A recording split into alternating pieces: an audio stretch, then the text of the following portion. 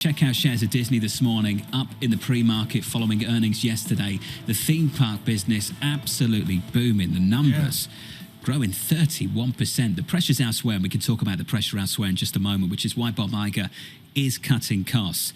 Committed to cutting more than $5.5 billion already going into the print, and announcing an additional, looking for another $2 billion in savings, helping the name this morning, up 4%. Where is that $2 billion going to come from? Because you pointed out it doesn't include additional job cuts. So I have to wonder, what else is going to be sort of sold or chopped off? When you look at the four pillars, they did not include linear television in any way, shape, or form, or television shows. I start to wonder what's going to happen with some of those legacy platforms. He's almost encouraged the conversation around ABC and ESPN earlier this year, Tom. Open the door to a sale of some of those units. To sell to who? Help me. Who are they going to sell ABC to? ABC, I don't know. Dan Ives of Wedbush offered up Apple buying ESPN once again. Or a minority interest. I get the minority interest thing. But you're right to point out the environment now for media is very different to the one we were in 2-3 years ago. Selling those units now, those divisions, Tom, that little bit more harder for Bob Iger. You guys live this far more than I do. I mean, what are you watching at home? What of those silly icons? Bloomberg Surveillance, right answer. Reruns. But it's just great, and the forward view is stunning. When you look at the icons that are out there, which ones do you click on? Well, the kids click on Netflix, and I'm the person who just looks for specific movies and tries to pick which particular streaming network has. Besides Formula One, Peacock for Premier League football, Paramount for the Champions League and for Serie A. So what are you spending per football, month? ESPN, because it carries Formula One as a part of Hulu. What do we spend in a month right now on apps? Have you ever had streaming? it up? It must be nuts. Like $80 well, a month. Hulu's close to like $90 a month now, once you have everything sort of baked in. But that includes Disney, and that includes the likes of ESPN as well. If you throw it all together, it must be pushing $150 a month. Easy. Yeah. That's before you're paying for broadband. We've said this a million times. Once you add it all up again, the cable bundle's back. You're not saving any money, Tom. You're not saving money at all. In fact, I'd say for the consumer at the moment, it's probably more expensive, not less. Culture with Bloomberg Surveillance. Scarlet Fu consulting in on this morning. What you need to know is it's April of 2011. There was a show then, Game of Thrones. Winter is Coming was the first episode. And that's where we are right now with the screaming success in days of Blue Eye Samurai on Netflix. I'm watching it. I can't say enough about the shocking beauty of it. It is overwhelming how it is game-changing for streaming. Geetha Ranganathan knows this. She's U.S. media analyst at Bloomberg Intelligence, and I would suggest Disney knows this as well. Geetha, boy, does Disney need a Blue Eye Samurai. They certainly do, and that's one thing, Tom, that Bob Iger really emphasized yesterday. He said he is looking to reinvent the studio. Those are the words he used, and he really emphasized quality over quantity. So you spoke about how spectacular Blue-Eyed Samurai is. That's exactly what Disney is going to go after. They talked about, the studio having some kind of franchise fatigue, too many TV series created for the streaming service. So they're really kind of streaming down or cutting down, I would say, paring down on a lot of the content costs. Lisa was talking about where those savings are going to come from. A lot of that is them just really cutting down on content costs. So they took down content costs from $30 billion to $27 billion for fiscal 2023. They're taking that down further to $25 billion. And that is where you get that big free cash flow number for them as well. $8 billion is what they're projecting for 2024, a 60% increase from this year. Now, I get it, it's anime, it's animation, but the basic idea is Blue-Eyed Samurai is as non-diversity as we could get in 2023. Is Disney moving on from the tone and temperament of the last 3 or 4 years? Is Iger going back to something or new to something different?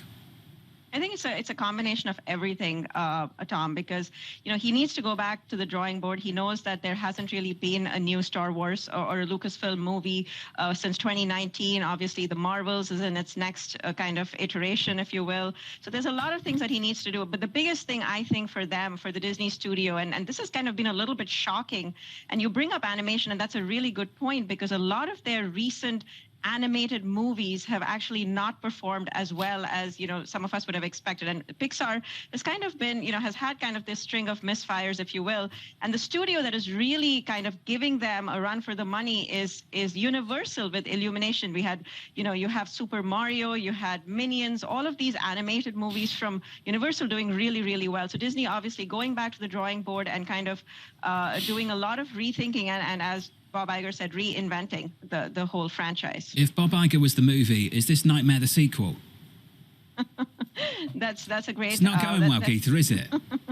Well, I mean, he tried his best. And if there is, any person for the job, any person who can actually fix and rebuild Disney, I think it definitely is Bob Iger. And he, kind of delivered signature Bob Iger kind of news yesterday. Lots of good news, lots of nuggets of, good, optimistic news for investors to kind of hang on to. Obviously, there is a lot of work that remains to be done.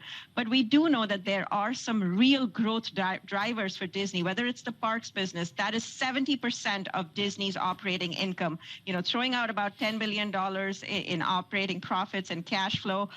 So that definitely is a huge growth pillar for the company. And then, of course, is streaming and how they're kind of going to manage that whole business. We know that they're in the process of consolidating Hulu. The big question is how they're going to manage the ESPN transition and, whether that Disney bundle, the streaming bundle really becomes the competitor, a true competitor to Netflix. Interesting. Geetha, appreciate the update. You're valuable. We appreciate your time. Geetha Ranganathan there of Bloomberg Intelligence. We'll catch up with Geetha again around the opening bell a little bit later this morning. Shares of Disney in a pre-market up there by a little more than 4%. What are we watching now then, Tom? What's it called? Blue-Eyed Samurai. Blue-Eyed Samurai. It's great. I just learned this. We're doing while Bram was going on. I'm looking at research of that, trying to figure out what the kids' summer camp looks like. And in the lead character's voice, Kenneth Branagh is in this. Is the voice. Kenneth Branagh is the bad guy. Very cool. Him. And the lead, and I don't know her, Maya Erskine is Peter Erskine's daughter, the great jazz drummer of America. And it's just. I really can't say enough about this. It's really violent, first of all. Let me make this clear. As I mentioned to Geetha in the whole question of the aura of diversity, this is as anti-modern woke as you can get. The only reason they can pull this off is animation.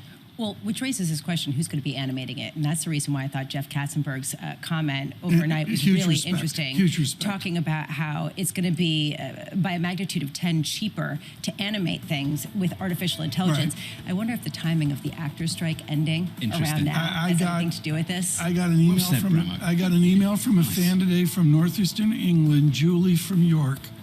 And Julie said to me, "What is it?" And I said, "You got to sell emotion." And that's a difference between Netflix and Disney. Netflix is selling emotion. You've got to get rid of that woke. It's good. It's good. See ya. Now the envelope, Mr. Cobb. Did she tell you? Have you known all along? Are you here to steal from me, or do we are actually asleep? I want to know the name of your employer. There's no use threatening him in a dream, right, Mom? That depends on what you're threatening. Killing him would just wake him up. But pain... pain is in the mind. And judging by the decor, we're in your mind, aren't we, Arthur?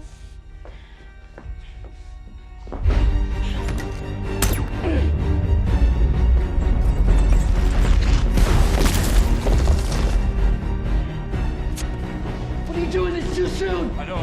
The Panderverse. Trying to keep Sado under a little bit longer.